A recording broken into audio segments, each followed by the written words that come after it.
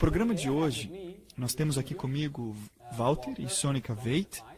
Eles vieram da África do Sul. Então, muito bem-vindo, Sônica, Walter. Obrigado. E nós vamos estar falando com eles aqui a respeito da sua vida e como Deus os encontrou na vida ordinária, no corre-corre, e como Deus os escolheu e agora está trabalhando com eles. E fique ligado para você ouvir alguma das experiências que eles têm para compartilhar para nós hoje. Então, eu entendo que ambos, quando eu falava com vocês na África do Sul, vocês não estavam conversando em inglês um com o outro. Vocês estavam falando afrikaans, certo?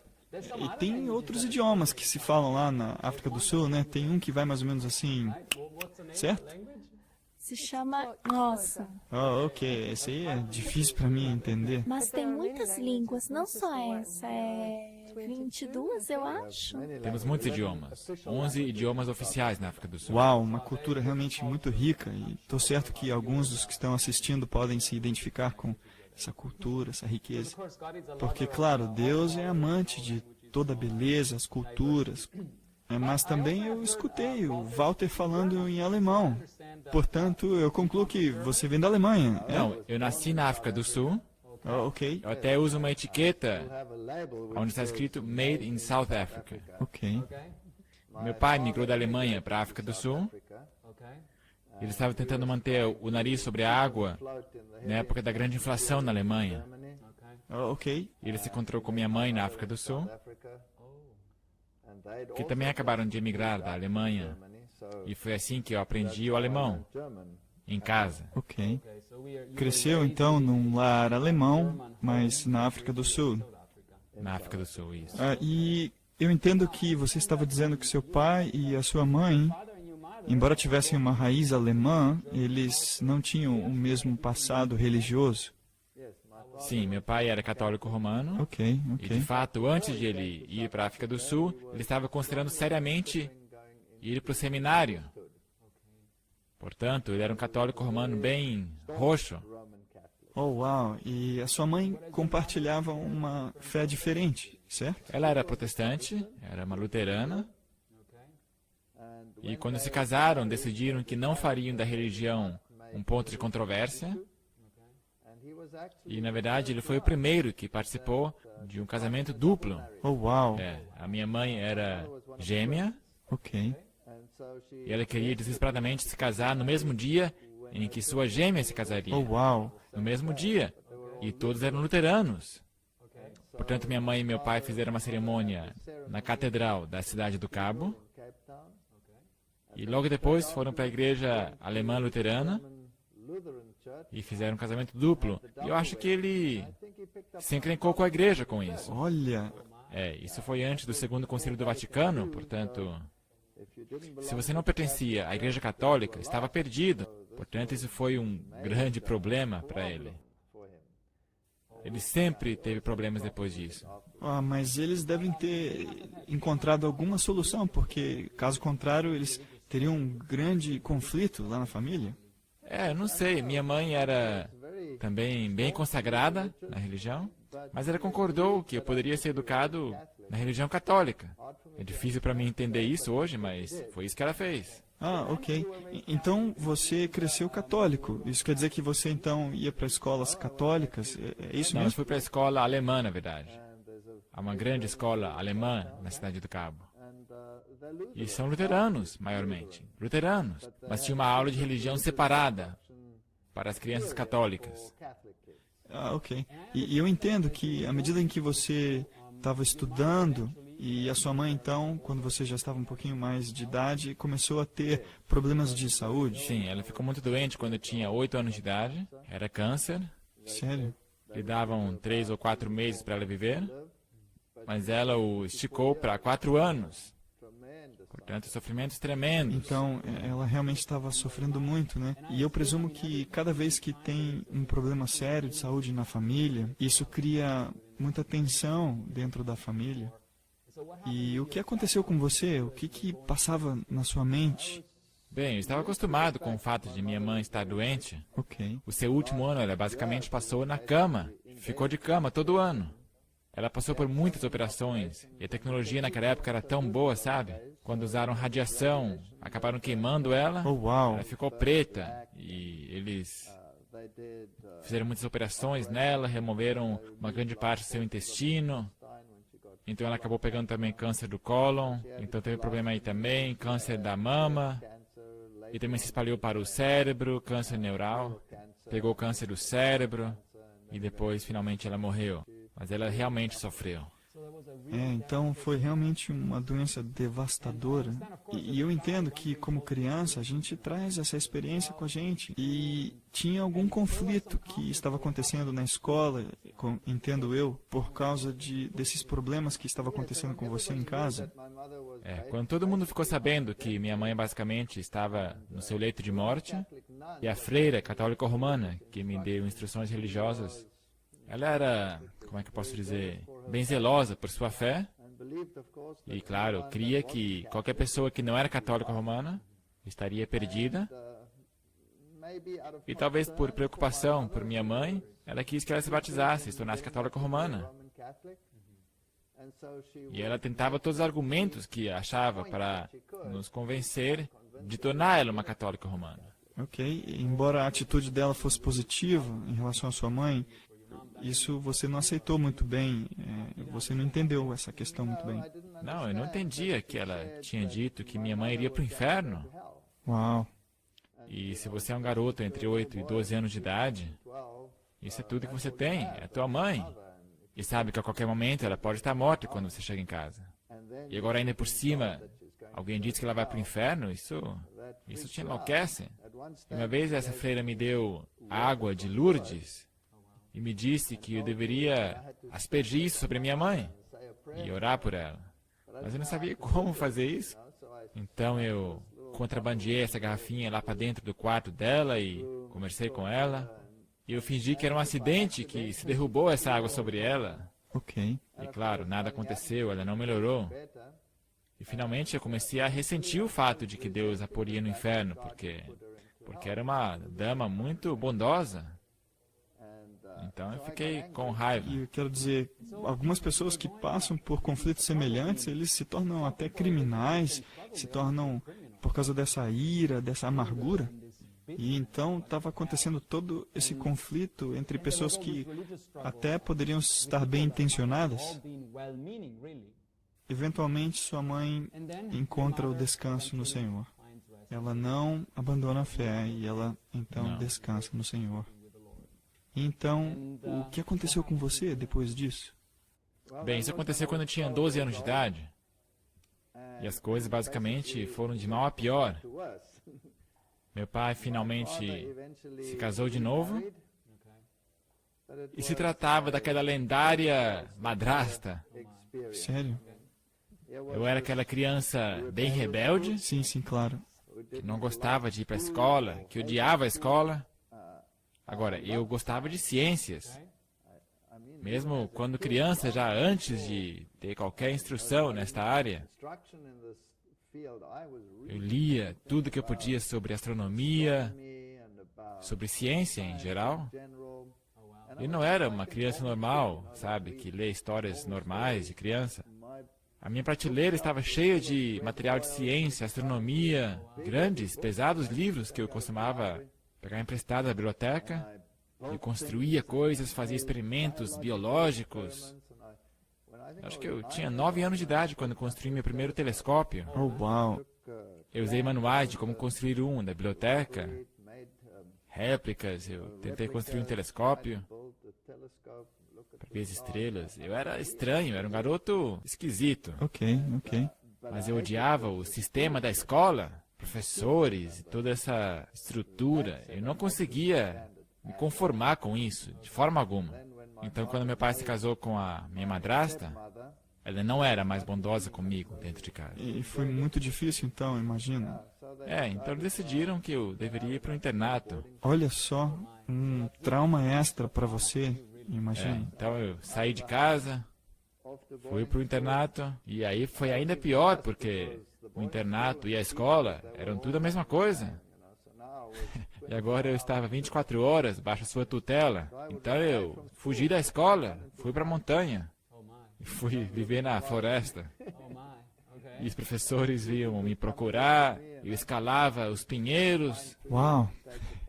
pegava pinhões e os jogava sobre os professores. Eu era um monstro, de fato. Oh, uau! O que aconteceu? O Senhor, obviamente, teve misericórdia. E como você saiu dessa? Então, finalmente, eles chegaram à conclusão de que isso aí não dava certo e que eu deveria abandonar a escola.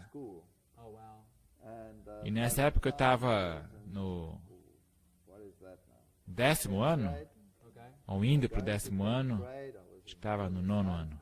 Altamente rebelde. Eu nem sei como é que eu consegui passar de ano e suportar essas escolas. Eu ia bem nas matérias biológicas, mas cada professor que era chato comigo, já era. Eu nem abria o seu livro. Eu não me importava com o que estavam ensinando, eu nem escutava eles.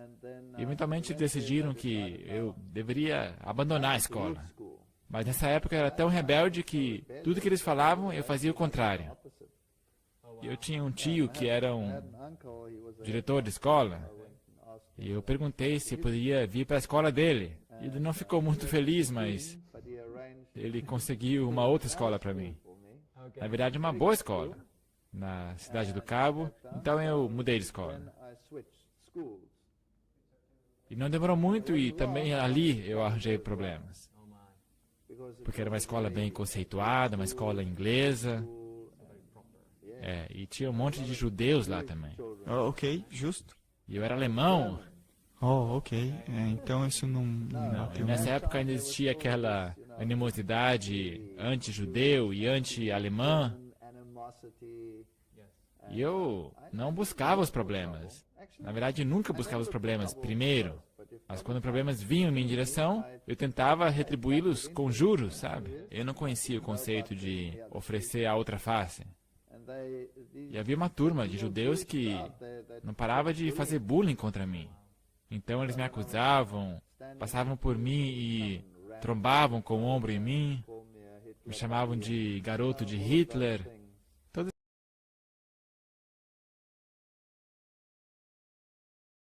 E esse camarada fez isso de novo contra mim e eu modifiquei. Eu mudei a sua aparência. Então eu pensei, pronto, já estou expulso dessa escola aqui também. E o que aconteceu foi uma história bem interessante. O diretor nos chamou à sua sala, os dois, e o nariz do pobre do coitado estava sangrando, o seu nariz estava quebrado, eu de fato modifiquei. E o diretor falou, isso aí não dá, você não pode agir dessa forma em nossa escola e tal, etc. Mas em seguida ele foi justo. Essa, na verdade, foi a primeira vez que eu vi um professor que foi justo. E ele quis saber qual que era o transfundo. E então descobriu qual era o transfundo. E no final, ele teve mais simpatia por mim do que pelo outro. E ele chegou à conclusão que deveria, na verdade, punir o outro, mas como ele já foi castigado o suficiente, ele poderia sair da sala. Então esse diretor disse, ele fez assim. Ele chegou e disse, para satisfazer os que estavam do lado de fora da porta, você vai ter a chance de sua vida. Você não mais fará isso ou será expulso. Se coloque na posição. Ele foi lá, pegou sua vara e deu 6 varadas na sua cadeira. Ele fez isso e me disse, quando você sair da porta, faz de conta que você está se contorcendo de dor. Então eu saí dali segurando meu traseiro e eles nunca mais mexeram comigo. Olha, Portanto, algumas vezes ajuda a ser agressivo, apesar de não ser uma boa coisa. Isso restabeleceu o meu respeito pelo sistema escolar outra vez. então pelo menos você começou a respeitar agora a liderança. E foi nessa época que eu comecei a ir melhor na escola, porque eu tinha respeito por esse sistema. Então você prosseguiu com os seus estudos acadêmicos, logo foi para a universidade. Eu fui servir o exército primeiro, como eu tinha que fazer. Eu fui para a universidade. O problema é que minha madrasta não queria que meu pai financiasse, pagasse os meus estudos. Pelo fato de ele ser um homem de bens, ele não era pobre. Não consegui uma bolsa, então eu tive que começar a trabalhar. E assim eu trabalhei às noites, eu trabalhei nos finais de semana, trabalhei nas férias. E aos trancos e barrancos eu consegui me formar. Então, uma vida muito, muito ocupada. E durante aquele período, as suas visões a respeito de Deus, você tinha deixado de lado. Deus estava estacionado. Eu era um ateu. Sério? Um ateu convicto. Eu estudara ciência, biologia, fisiologia e me tornara um evolucionista. A universidade que eu estudei foi a Universidade Africana, Stellenbosch. E eles provavelmente têm o currículo evolucionista mais bem fundamentado do Hemisfério Sul. Eles têm convênios com universidades como a de Tübingen, onde fazem intercâmbio de estudantes e conseguem estudantes de PhD de Tübingen. E, portanto, era na evolução que eu cria, e todo mundo que se opunha estava encrencado comigo. Oh, uau, ok. Então você chegou a esse nível. E então eu entendo que você tinha um companheiro de quarto. Isso, quando eu estava estudando ali, ele era um jovem de Natal, estava bem longe, quase 2.000 quilômetros dali. E volta e meia, quando tínhamos férias mais longas, e eu não queria ir para casa porque tinha muita briga lá em casa com a minha madrasta. Claro. Então, às vezes, eu ia com ele para casa dele. Ok. E a sua irmã, aqui está ela, era um pouco mais simpática do que ele. E finalmente eu me casei com ela para que eu tivesse um colega de quarto melhor. Oh, uau, ok, claro, claro. Então você começou a conhecer a família da Sônica, e Sônica então entra na história. Então você ouviu, e qual foi a sua primeira impressão? Ele era muito estranho. Olha só, ok. Ele vestia esses jeans bem duros, apertados. Ele vestia camisetas furadas e tinha seu cabelo até os seus ombros. Ele era Olha. assim, tipo rebelde. Mas ele, na verdade, sempre tirava sarro de alguém. Sempre contando uma piada. Ele era engraçado. Engraçado e ao mesmo tempo rebelde. Sim, engraçado e É rebelde. assim que você lida com crises. Você pode, por um lado, submergir no anonimato, ou você faz muitas palhaçadas, fica cínico. Ok, Sônica, então, pelo que eu estou entendendo, a sua família também não era muito normal. Não. Agora, meus pais eram muito acadêmicos.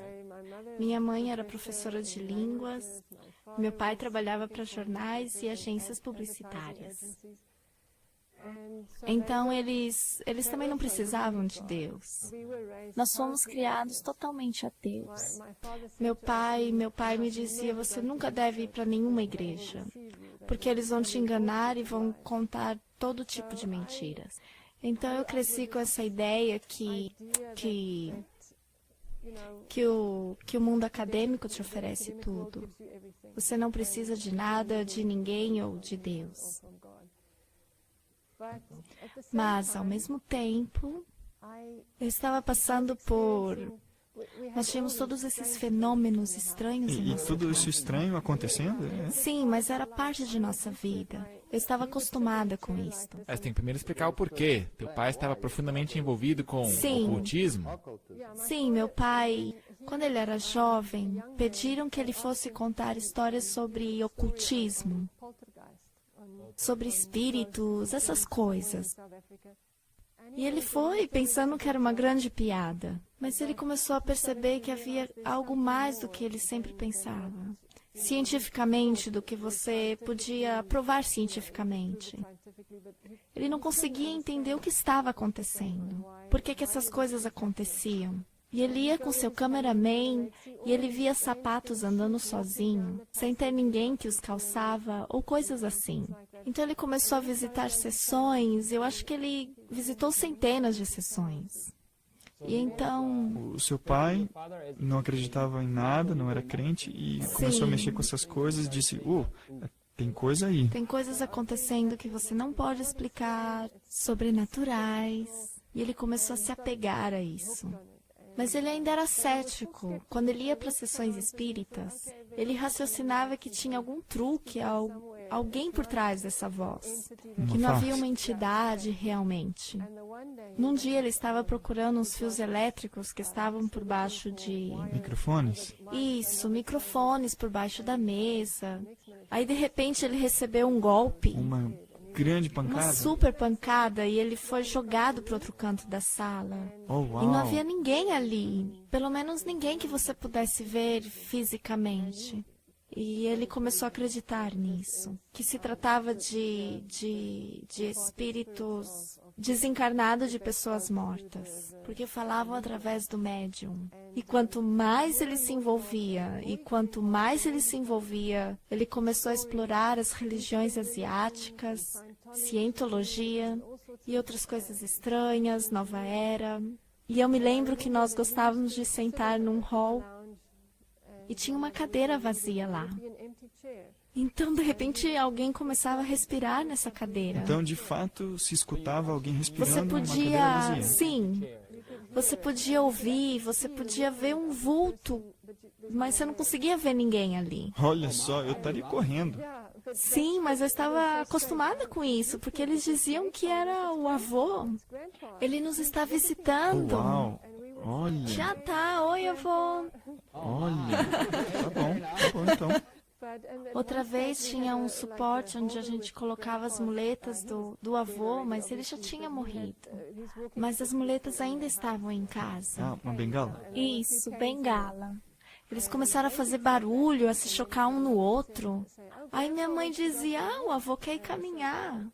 Então eu cresci com essa ideia de que ele fazia parte da nossa família, apesar dele estar morto.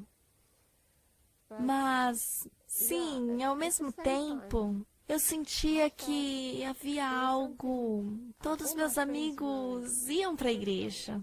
Meus amigos da escola iam à igreja aos domingos.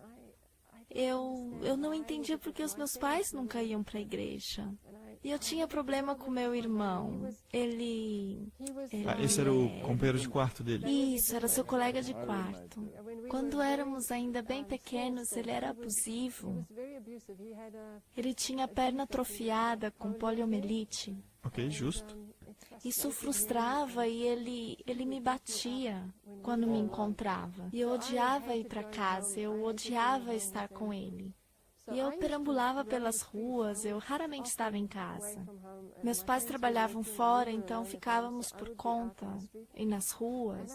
Então eu ia de uma igreja a outra. Sério? Então, na verdade, você estava E eu visitando a ficava igreja? tentando descobrir o que tinha lá dentro. Meu pai me dizia, não, vai lá, é perigoso. Ok, aí sim que você... Eu pensava que Deus estava lá dentro da igreja. Eu pensava assim. Sério? Você tinha esse sentimento de que Deus Sim, estava eu dentro da imaginava que igreja? Deus morava dentro de uma igreja. E se eu pudesse ver o que tinha dentro da igreja, eu iria ver a Deus. E eu queria ver Deus. Então eu ia de uma igreja a outra, mas estavam todas trancadas. E eu era realmente infeliz, porque eu tinha uma vida dura em casa. Sério? Realmente meu irmão era cruel comigo. E eu queria fugir, eu queria estar num lugar seguro. E eu ia de uma igreja a outra, mas elas estavam trancadas. E finalmente encontrei uma pequena igreja que estava aberta, que estava abandonada, não havia ninguém ali. Um lugar obscuro na floresta. E eu abri a porta, entrei, e havia tanto silêncio. E a partir desse dia, todos os dias eu ia lá e ficava cantando. Sério? Quantos anos você tinha nessa Eu época? tinha, digamos, 10 anos de idade. Ok, então uma garota de 10 anos agora entra numa sim. igreja meio escura, sozinha e cantando. Isso, e cantava. Eu não conhecia músicas cristãs, então eu cantava hinos natalinos. Olha, Cantava até que as lágrimas rolassem, cantando e chorando. e você era solitário, Eu era imagino. solitária. E claro, você estava crescendo com seu irmão, ele era malvado, mas aí ele foi então para a universidade. Então ele traz esse rapaz aí com cabelão grandão, Isso. aparência No rebelde. começo, eu tinha 15 anos de idade quando encontrei com ele. Ok. Ele não estava interessado de jeito nenhum em mim. Eu era uma Ok, criancinha, como um o bebê. bebezinho da família. Mas então o que aconteceu foi... Ele tinha uma namorada e ele terminou com ela. Isso Então acontece. ele veio passar na nossa casa, aquelas férias compridas. E ele e meu irmão planejavam subir para Moçambique. Oh, uau. E também tinha espaço para mim, porque a namorada do meu irmão também estava indo. E eles disseram, então, por que que ela não vem junto? E assim eu fui junto. E ali nós ficamos numa ilha romântica. E nós apreciamos, nós nadamos. Eles pescavam e nós vivíamos no meio da natureza, assim, tranquilos. E assim que nós começamos a namorar. Para conhecer um ao outro melhor. Isso. Foi trazido para essa família, mas você era um ateu. Tinham coisas espirituais, espiritismo acontecendo. E o que estava passando pela sua mente, Walter, enquanto tudo isso acontecia? Bem, você sabe que quando você está no mundo esotérico, você não crê em Deus, mas você aceita a dimensão espiritual. E é isso que estava acontecendo na família dela.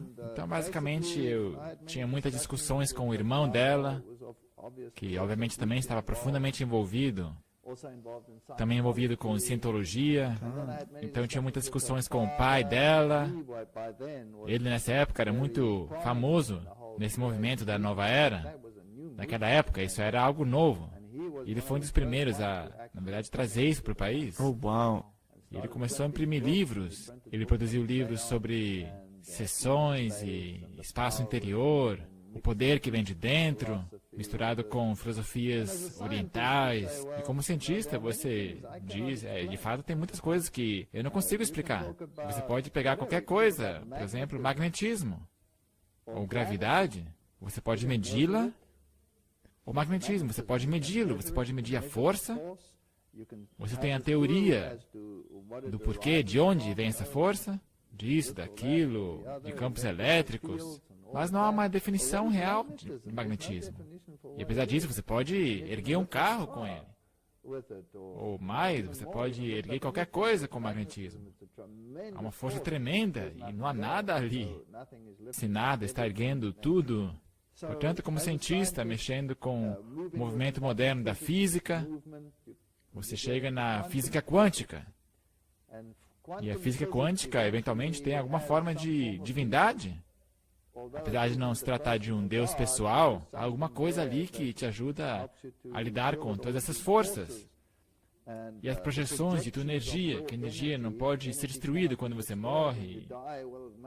Sabe? E eventualmente você se envolve com esse tipo de coisa. E faz sentido, você consegue ver isso acontecendo. Então tem que ter alguma coisa ali por trás. E você estava tentando fazer sentido disso com o seu entendimento científico do mundo. E assim eu comecei a ler tudo que eu podia sobre o mundo oculto também. Oh, uau. Meu sogro, na verdade, me deu algumas sessões de treinamento sobre como ter uma experiência fora do corpo. Olha, Você tem que, na verdade, entrar numa dieta especial. A maior parte deles são vegetarianos nesse estágio. E para mim, isso era impossível, eu era carnívoro, por dentro e por fora. Mas eu gostava dessas experiências fora do corpo. E dava certo, o que, na verdade, é arrepiante. assustador demais para Muito mim. mal Eu assombrado. não aconselharia ninguém. Não, de forma alguma. Não é o que a gente está promovendo de forma alguma. Ok, e o seu relacionamento estava progredindo e você começou a ensinar na universidade. E quando exatamente vocês se casaram? Eu também, nessa época, estava estudando na Universidade de Stellenbosch. Ok, então, mesma A universidade que mesma o Walter. universidade. E eu acho que foi no meu segundo ano, né, que nós decidimos nos casar. E era o ano de 1974. Ok, aí estão vocês formando uma família feliz, tem filhos. Não. Antes disso. Ok, justo. Nós acabamos de nos casar e eu recebi uma proposta da Universidade de Inatel mais na região onde os pais dela moravam. Bem longe da Universidade de Stellenbosch, e ela- onde Sônica estava. E ela chegou a interromper os seus estudos. Oh, wow. E nós fomos a essa universidade, onde eu comecei a dar aulas, comecei minha carreira acadêmica. E nos mudamos para a sua casa ali. E o pai dela estava bem perto. Nós tínhamos essa ligação. E foi nessa época que tivemos a nossa primeira grande experiência ocultista. Oh, uau! O que aconteceu também foi que algumas pessoas com as quais estávamos envolvidas vieram, estavam ativas em Ouija boards e todo tipo de consultas. E as coisas começaram a ficar simplesmente loucas em nossa casa. E à noite tínhamos experiências que eu não quero que aconteça com ninguém. Experiências muito macabras. Nossos pratos começavam a voar pela casa. As pessoas que vinham nos visitar e de repente o copo de vinho delas pulavam pela mesa. E as pessoas perguntavam: o que está acontecendo aqui na tua casa? Que esquisito isso aqui. Olha ali o copo. Mas sempre no fundo de sua mente você tenta explicar isso de uma forma natural. Tipo, alguém derrubou. E você racionaliza que esse mundo não existe. Mas aí chega um ponto que você tem que admitir que existe um mundo aí fora que não consegue explicar. E começou a afetar a nossa relação pessoal. Oh, wow. E nós tínhamos um cachorro, um grande Rottweiler. Ele chegava a ser parte de nossa família. Okay. E quando esses fenômenos começaram a acontecer em nossa casa, ele rosnava. Really? Ele olhava para alguma coisa fixamente e rosnava. E não havia nada ali. Pelo menos nada que você podia ver, né? Não. E uma noite nós voltamos à casa dos pais.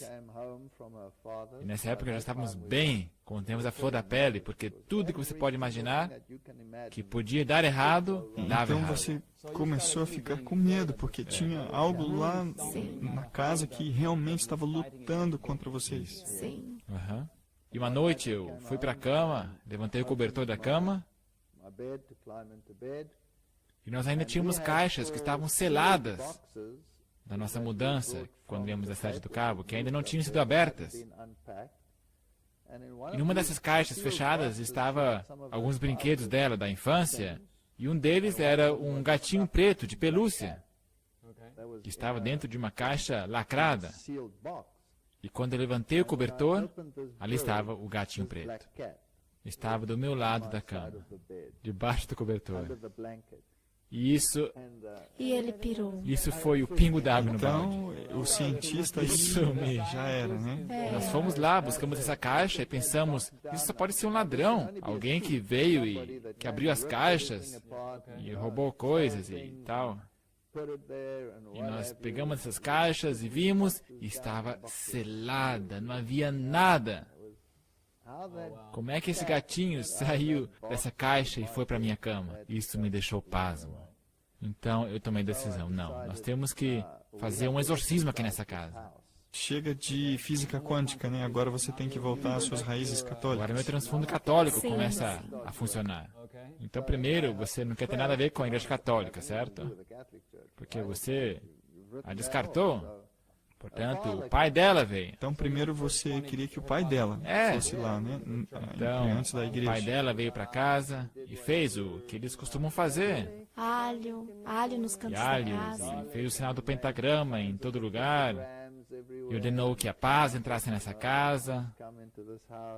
E ficou pior. Oh, my. Ficou pior. Nós perdemos tudo. Todos os nossos pratos se lançaram por todo lugar. Bateram o carro. Meu carro, eu fui estacionar ele na garagem. Dentro da garagem, eu desliguei o carro, tirei a chave e o carro, com toda força, avança e bate na parede. Havia um verdadeiro tormento. Espectadores, segura aí que o Senhor Jesus realmente teve uma completa vitória na vida deles. Aqui não é a história completa, ok? Não, isso é só o começo. Portanto, finalmente, o sogro não conseguindo resolver esse problema, então, quem que poderá fazê-lo? E se costuma dizer, uma vez católico, para sempre católico. Eu fiz uso das minhas profundas raízes e me dirigi à igreja católica. Eu disse para o sacerdote, olha, eu estou com um problema na minha casa, será que você pode me ajudar?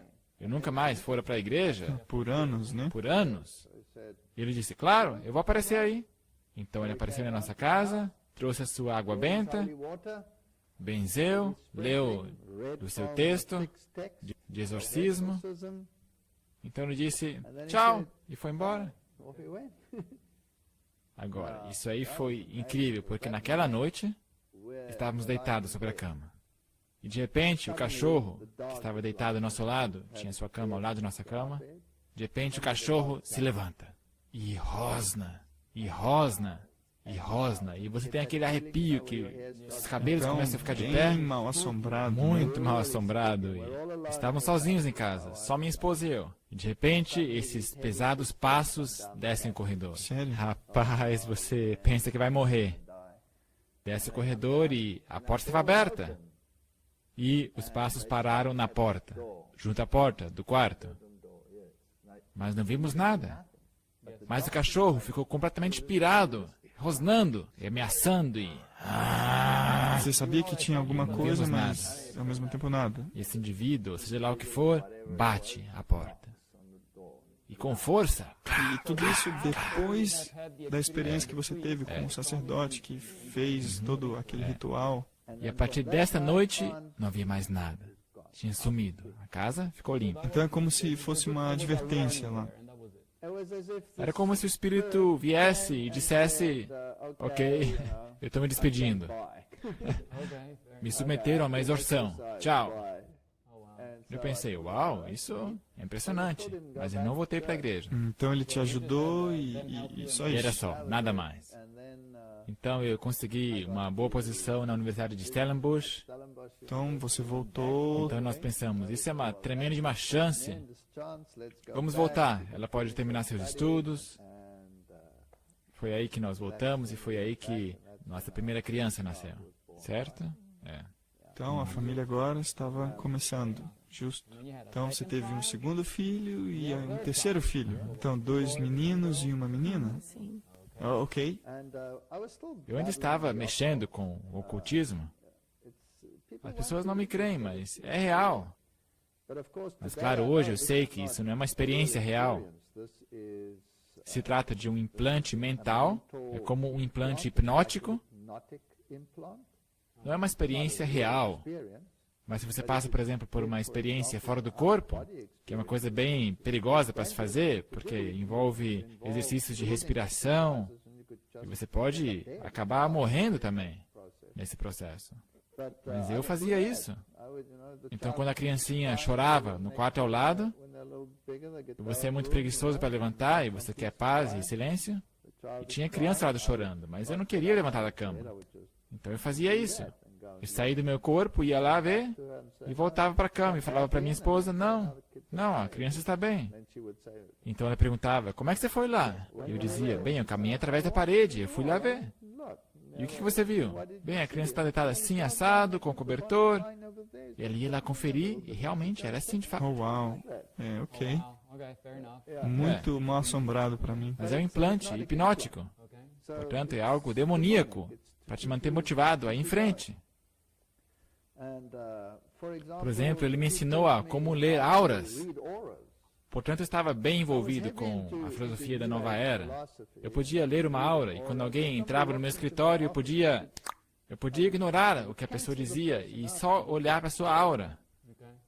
E concluir, bem, ele está bem-humorado, mal-humorado, eu posso falar com ele sobre isso, e era bem útil. Portanto, eu estava bem envolvido com esta bobagem Estava recebendo ocultista. todos esses supostos poderes extras. Você tem todos esses poderes extra. E a não ser isso, a vida era normal. Então você avançava na sua carreira acadêmica. Isso. Esse era o período em que o seu sogro, o seu pai, veio morar com Sim, vocês. ele de fato veio morar conosco. Ele estava divorciado. Ok.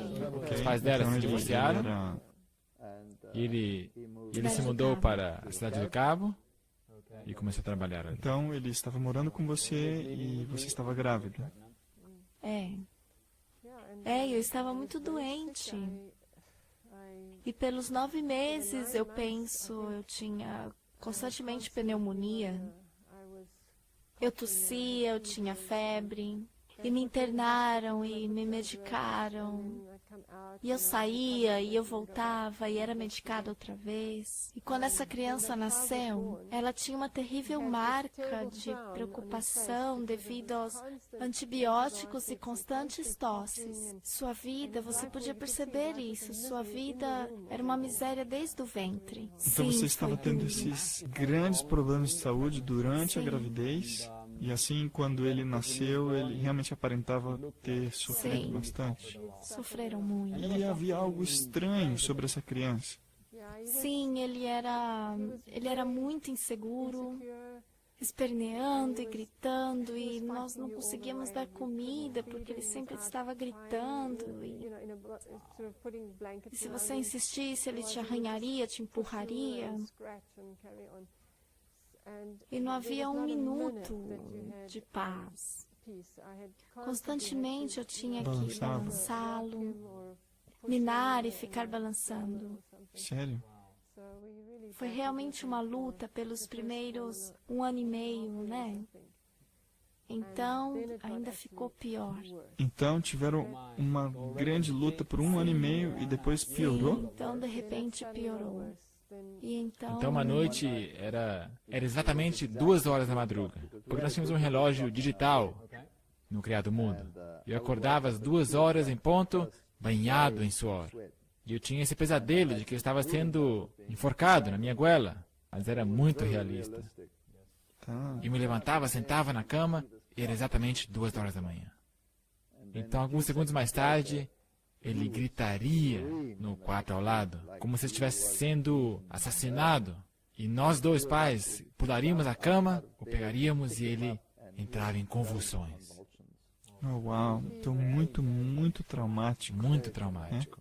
É. Ele ficava com febres tão altas que ele tinha cãibras, então ele apagava. E era muito traumático. Nós íamos ver o médico falou, leve ele para o hospital correndo, eu te encontro ali. Então, no meio da noite, você voando para a cidade para ir para o hospital, e eles literalmente tinham que lutar pela vida dele, para Então manter ele ele vivo. estava realmente próximo da morte. Era muito sério. Então falavam, dei um banho frio nele para ver se diminui a temperatura, mas nada ajudava, nada. Então lá no hospital colocaram numa barraca refrigeradora. Tinha um tipo de barraca lá, onde dentro dela soprava um vento frio nele para ver se o refrescava. E colocavam um intravenoso e ele se recuperava. Então ele melhorava, depois ia para casa, Ia pra ficava casa. bom por um tempo. Então às 2 da manhã eu tinha o mesmo sonho, era repetitivo. Então, na mesma hora, 2 da manhã, Mesmo sonho, acontecia mesmo isso. resultado. E uma vez ou outra, quando entrávamos no hospital, eles nos diziam, eu acho que agora você chegou muito tarde. Tá. E isso foi muito traumático. Mas ele se recuperou toda vez. Uau, e o que você estava pensando como cientista na sua mente? Porque essas coisas não são compatíveis. Não cai a ficha, certo? Exatamente. Portanto, sabe, se você passa isso por uma vez ou duas, você racionaliza e pensa que isso é acaso. E eu desenvolvi uma fobia contra essas 2 horas da manhã. Eu estava assustado. Tinha um pavor das 2 horas da manhã. E nós nos revezávamos, ficando lá de plantão no hospital, através da noite. E era bem puxado, porque eu tinha que lecionar na universidade. Às vezes eu fico lá a metade da noite. E eu trabalhava lá. Eu levava a minha papelada lá para o hospital, me sentava ao lado da criança, até que chegasse a vez dela. E certa vez eu estava lá à noite, corrigindo algumas provas, trabalhos médicos. Ok, papéis. Eu estava corrigindo, sublinhando, e eu estava de olho no relógio, olhando às 2 horas, ficando apreensivo. De repente, às 2 horas, essa criança começa a gritar de uma forma incrível. 2 horas em ponto. E imediatamente entre convulsões sobre a sua cama. E eu corria em direção à enfermeira e o seguravam, e a enfermeira também chacoalhava tanto, tinha tanta força nos seus braços, Bebê. e com essa tremedeira toda não conseguiam achar a veia, de tanto que já tinham enfiado ali a agulha. Portanto, tinham que enfiar a agulha na cabeça. E não tinha mais espaço no braço, estava tudo azul, então tiveram que colocar na cabeça. Cabeça, é isso. Segurada por fitas, claro. Mas ele se mexia tanto nos meus braços e eu tentando acalmá-lo, que esse negócio se rompeu. Agora, não há nada que sangra como uma ferida na cabeça. Portanto, esse sangue jorrava por todo lugar e a criança estava nesse estado. E eu não aguentei. Eu pensei, pronto. E você chutou o balde. Eu, chutei o balde. Eles pegaram a criança, acalmaram ela, colocaram a agulha outra vez, acharam uma outra veia, fecharam aquela outra ferida. Então eu estava lá sentado. A minha esposa viria às 6 horas da manhã me aliviar. Ok, justo. Porque tinha que fazer palestras. E quando ela compareceu às 6 horas da manhã, eu estava pensando com meus botões. E me lembrei que aquele sacerdote católico tinha resolvido o problema. Na outra casa. Na outra residência. Agora, isso já fazia anos. Vários anos. 5 anos? Acho que mais. Acho que mais que 5 anos. É, muito mais. E eu disse comigo mesmo, eu vou lá para a igreja católica. Porque isso é o culto, isso não tem nada que ver com causas naturais. Por causa desse negócio das 2 horas da manhã. Portanto, lá vou eu para a igreja católica. Eu cheguei lá bem cedo de manhã. Eu fui liberado às 6, portanto, lá para umas 6:30 eu já estava lá. E o sacerdote católico já estava acordado. Já estava sentado no seu escritório. E eu entrei lá caminhando. E ele aliás, era um alemão. Eu nunca fora àquela igreja, mas ele estava meio arredio. Eu não sabia direito como lhe abordar, mas eu disse para ele, sabe, eu tenho um problema na minha casa e será que você pode ajudar? Eu me pergunto se você poderia vir nos ajudar, que já ajudou antes. Eu sou católico, na verdade. Eu sei, eu não sou muito praticante, eu deveria melhorar, mas eu estou com um problema aqui. Então ele me perguntou, como é que são as coisas na tua casa? São manifestações estranhas? Como é que é? Eu falei, sim. E ele disse, não, essa aí não é a minha área.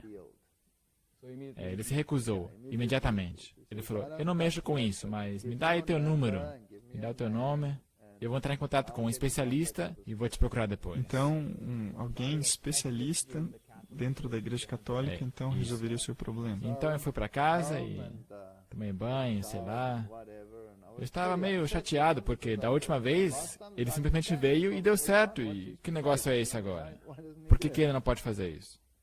Mas, seja lá como for, era acho que na mesma tarde. Foi no mesmo dia. No mesmo dia. Eu tranquei meu escritório, voltei da universidade, hora do jantar. Então eu fui para casa jantar. Então eu estava me assentando quando o telefone tocou. E é um homem dizendo que ele é o exorcista-chefe da igreja católica, da catedral, e que por acaso ele estava no mosteiro ali perto. E me perguntava se eu queria ir lá para conhecê-lo. Ok, justo. Uau, isso é bem cortês. Ok, obrigado, eu vou estar lá. E lá fui eu descobri onde é que era. Agora, caminhando para dentro desse lugar, eu estava sozinho. A minha esposa não estava comigo, porque afinal de contas eu era o católico. Então ali estava esse homem. Era um senhor mais idoso, nos seus 70, eu assumo. Então ele me disse, sente-se. Ele me disse, eu escutei que o diabo está te atormentando na sua casa. Eu disse, sim, tá certo. Pensei comigo mesmo que ele ia me perguntar o que está acontecendo. Não. Fazer perguntas a você sobre o problema. Ele me diz, o diabo está tentando matar o teu filho mais novo. Assim, de forma direta. Dessa forma. Sem mesmo saber que você tinha um filho. Não? E eu também não tinha dito isso àquele sacerdote, porque era bem cedo de manhã e não falei nada sobre esses detalhes, o que acontecia de fato. Só mencionei que havia um problema e ele disse que voltaria a entrar em contato comigo. O seu nome, o seu número e só isso. Só isso. E agora esses homens estão dizendo que você tem um filho e ele é o problema, e eles estão tentando matá-lo. É. Eu disse, uau, como é que você sabe? E ele me disse, eu já sei disso por um bom tempo. Sério? Ele te disse isso? Eu disse, com licença, eu acho que isso não é possível. Ele deu uma risadinha e disse, sim, isso é possível. Oh, uau! Eu sei que o diabo está tentando matar o teu filho mais novo e que você precisa de um exorcismo muito especial na tua casa. Um exorcismo normal não vai funcionar, ele disse. Eu tenho que rezar uma missa de exorcismo na tua casa. Esta é a única coisa que vai resolver o teu problema. Então eu disse, uau, ok. Qualquer coisa que for preciso, estou disposto a fazer qualquer coisa. Ele disse, bem, eu preciso de uma permissão do bispo para fazer isso. Porque você não pode rezar uma missa numa casa qualquer assim, desse jeito. Você tem que ter permissão. Eu perguntei, ok, quanto tempo vai durar isso? Ele falou, eu já tenho essa permissão. Mostrou aqui um papel. Ele me mostrou uma folha assinada pelo bispo. Já estava assinada. Já assinada? Já estava assinada. Que ele podia fazer um exorcismo na minha casa, com uma missa. Uau, isso me deixou boquiaberto. Era o fim da oposição da minha parte. E eu disse, ok, mas tem problema. Eu não tenho sido um bom católico. Eu sou basicamente um ateu, isso e aquilo. Ele disse, isso não tem problema não. Agora você está aqui. E a tua esposa? Bem, ela também é uma ateia. Ela é da igreja protestante alemã. O que a gente pode fazer? Ele falou, bem, isso vai mudar. Oh, uau. Ele estava bem calmo. Positivo, tranquilo sobre toda a questão. Então marcamos um encontro. Ele foi lá para nossa casa. E qual foi a tua impressão dele? Ele tinha um porte muito digno, muito calmo e um tipo de pessoa muito gentil. E eu fiquei muito impressionada com o jeito que, apesar que ele não quis saber nada sobre nós, mas estava focalizado no que estava fazendo. Nem mesmo deu atenção ao bebê, eu acho que o neném nem estava lá. Se focou só no que ele tinha que fazer. Uma aparência de alguém digno, uma pessoa gentil. Uhum. Então ele pediu água. Ele trouxemos um pouco de água numa jarra. Ele pegou um pouquinho de sal. Então ele fez um sinal da cruz com o sal. Disse o que tinha que dizer. Pegou esta salobra. Então ele se dirigiu a cada janela da casa e a cada porta. Pegou um pouquinho dessa água e fez uma cruz com esta água nas portas, sobre as janelas. E quando a água evapora, ficam esses cristais de sal. Cristais brilhando? Vagamente você podia reconhecer, porque não era uma solução muito concentrada. Então ele ia de quarto em quarto, fazendo o que ele tinha que fazer. Então quando ele chegou no quarto da criança, rapaz, pareceu que o inferno se abriu. Uma certa entidade o agarrou e começou a arrastar pelo quarto. Então você estava vendo ele sendo chacoalhado para tudo que é Eu pensei lado. que ele ia morrer. Olha, Sim, eu pensei que ele ia morrer. E eu corri para lá tentando ajudá-lo, mas ele nem sequer estava alterado. não? A criança estava sendo jogada para lá e para cá e ele simplesmente falando as coisas. Calma. Então ele foi para o próximo quarto, ele foi para o nosso quarto. Então uma coisa agarrou a criança de novo. Oh, uau. Então, no quarto do bebê e depois no seu quarto, começou a sacudi-lo. Certo. Então ele terminou e disse, ok, nós temos que rezar essa missa no quarto da criança, porque é ali que a situação estava pior. Então ele pediu uma mesa e a trouxemos, ele começou a colocar suas coisas ali. Então ele pegou um anel, que segundo ele continha uma relíquia, porque você tem que ter uma relíquia quando faz uma missa. Ok, justo. E ele também deixa o anel lá. E ao ele se preparar a rezar a missa, nós tínhamos 2 cachorros, um Rottweiler e um gato. E de repente, no fundo do corredor, você ouve esse tch. Os animais vieram voando. Vieram correndo, literalmente. E vieram e se sentaram numa meia-lua. Sério? Vieram e cercaram, como na Arca de Noé. Foi estranho. Sim. E ficaram observando. Todos lá sentados. Cachorro, gato, minha esposa e eu. O outro cachorro, ali assentados. E ele rezou a missa. Então ele pegou amuletos de Lourdes. Ele falou, pendurem estes sobre cada cama da criança. E ele ainda disse, não são falsificados, são autênticos. Então ele pegou a sua própria cruz, o que é admirável, porque era a sua própria cruz. E ele falou, pendure esta cruz sobre esta cama da criança. Então ele deu um grande presente para o bebê. Sim, ele colocou lá essa cruz. E você fala a tua parte. Eu me senti tão impressionada e culpada que ele fez isso por nós, mas que nós não estávamos correspondendo. Nessa época eu mexia com cerâmica, e eu tinha um grande vaso bonito, o melhor que eu tinha feito. Então eu corri e lhe dei esse vaso. Nós oferecemos dinheiro, mas ele não aceitava. Tá bom, ele disse, eu aceito esse vaso e eu vou colocá-lo no mosteiro, ou melhor, no convento, onde as freiras nunca veem o mundo. Oh, uau, esse convento onde há uma reclusão, esses monges. Sim, ele colocaria e daria para eles. E ele ficou bem feliz com isso. Então, lá foi ele. Agora você tem que saber que cada noite em que nós colocávamos a criança lá, ela gritava, esgoelava. Então você tinha essas ocorrências periódicas e dia após dia vocês sabiam que tinha algo errado. E ela sentaria por horas ali, balançando e tentando fazer a criança dormir, tentar fazer ela deitar sobre o seu lado, na posição fetal. Naquela noite, a colocamos na cama e ele se deitou sobre as suas costas. Ele nunca tinha feito isso em toda a sua vida. E estendeu seu braço e deu uma risadinha e era uma outra criança. Olha, Daquela noite em diante, era uma criança totalmente diferente. então você esperava por esse momento das 2 horas Nada, e uma paz nada. completa. Problema resolvido. Já era a segunda vez. Isso, na verdade, é muito interessante e eu quero saber mais. E eu te convido a ficar ligado para o próximo episódio, onde Jesus os guia a uma verdade mais profunda.